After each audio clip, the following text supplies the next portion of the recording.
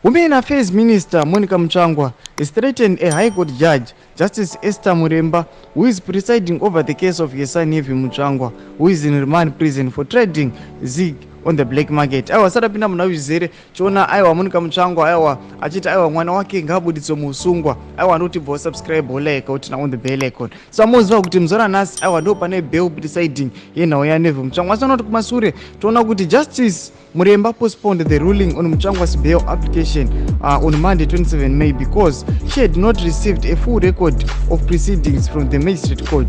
Instead of delivering the ruling this Monday, Muremba said she was standing down from the matter for personal reasons. This matter will now be allocated to a different judge.